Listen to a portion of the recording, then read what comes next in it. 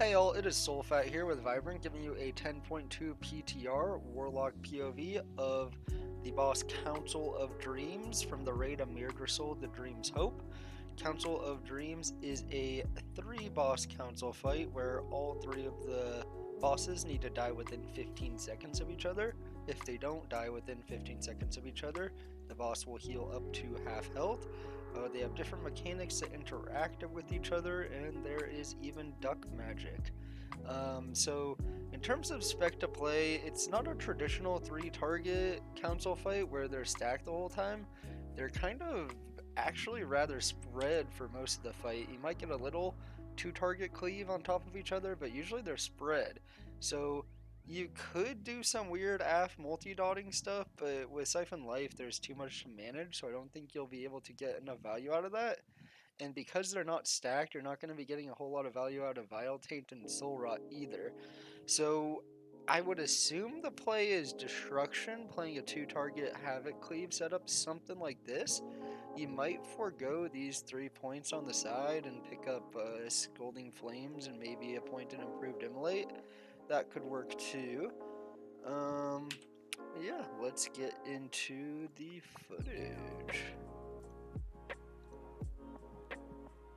Alright, so first things first, the big bear in the middle has about twice as much health as the 2 guys there, so what we ended up doing and what we think will be the play will be delegating damage, so you'll have mage, or not mage, you'll have ranged, such as warlocks, maybe evokers, havocing the 2 little guys, while melee mostly sticks on top of the bear.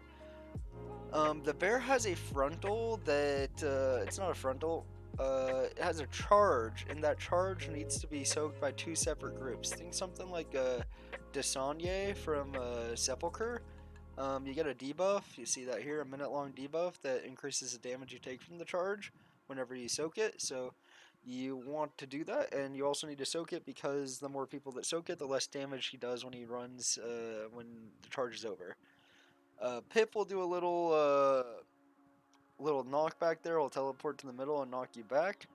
And he'll teleport kind of all around the middle, and then Erwin will kind of leap to the edges of the circle there. Pip also does this, turns you into a duck. So when you're a duck, you have the 1 action button, which leaps you forward, and then you have R, which sets you free. You can R after you soak 2 of these little puddles here. But when you set yourself free, like that person did there, you get this little bubble around you, and if you are using your second action button when somebody's around you, you will turn them into a duck. So there is major room for griefing there. Surely that's not going to happen though in practice, right? So ideally you want to only soak the 2 puddles as a duck and then release yourself. You do want to clear the room because those puddles do damage, but you kind of also want some out later for a separate mechanic. As well as that, the bear will sometimes go in a rampage, and the only way to get him to stop rampaging is to release your duck form on top of him, which will in turn turn him into a duck for a couple seconds and provide a damage increase bonus to him. So pretty important to do that. You want somebody ready with the duck to do that, by the way. He does a ton of damage to you when he is rampaging. Other than that, the fight is pretty self-explanatory. There's not a whole lot going on. It kind of seems like there's a lot going on, but when you really take a second to look at it, you're kind of just chilling for the most part. Erwin will sometimes do Song of the Dragon, or maybe Pip's doing that, I'm not too sure. But the moral is, when they are doing that, actually it's Pip that does that. You want to stand in the green for a second. You'll have a absorb shield on you, and you want to stand in the green stuff. Here it is, Song of the Dragon. You want to stand in the green stuff to remove that absorb shield before their cast finish. If their cast finish and you have not cleared that absorb shield, you are going to be stunned for an extended period of time. Erwin's ultimate ability, I guess that's what I'll refer to them as, she'll hop off to the side and start to root you, it'll be a massive, massive visual. It's hard to miss. The tanks need to aim the following charge at Erwin to interrupt that root cast. It's pretty easy. That is about it on this fight, though. We didn't end up killing it, although we could have. We ended up testing a few things, and we pushed the boss to see exactly how long you have to kill them before it's essentially a wipe. And yeah, that ended up being 15 seconds. On Mythic, I believe 2 of the bosses will be doing their ultimate abilities at once. So you'll have more stuff to deal with. On Heroic though, it's not too bad. I'll let the footage play out, and yeah. If you want to catch more testing, check it out at twitch.tv/soulfattv. That'll be in the description below as well. And as always, if you have any questions, just let me know.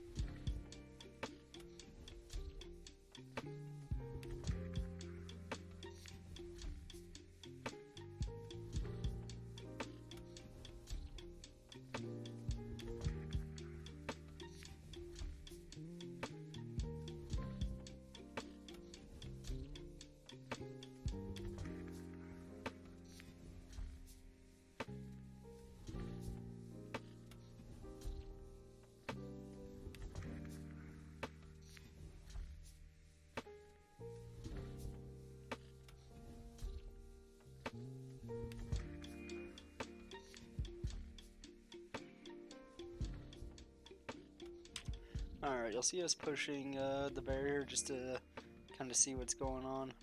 Made the call here, just kill the bear, see what the issue is. Skip ahead. Here we go, here's where we push.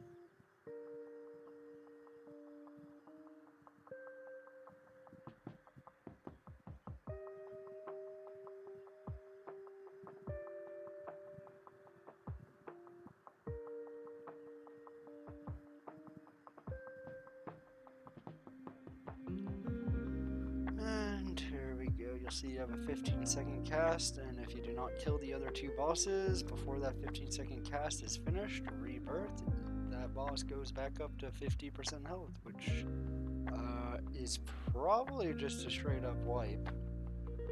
I suppose you could drag this on, at least on Heroic, for as long as you really want. Nothing else happens, the boss just gets more health, but you can essentially do these mechanics infinitely. Here we decided to wipe after we saw that. And yeah, that is the fight. Once again, catch the rest of PTR testing on twitch.tv/soulfattv, and leave any questions you have in the comment section down below. Take it easy.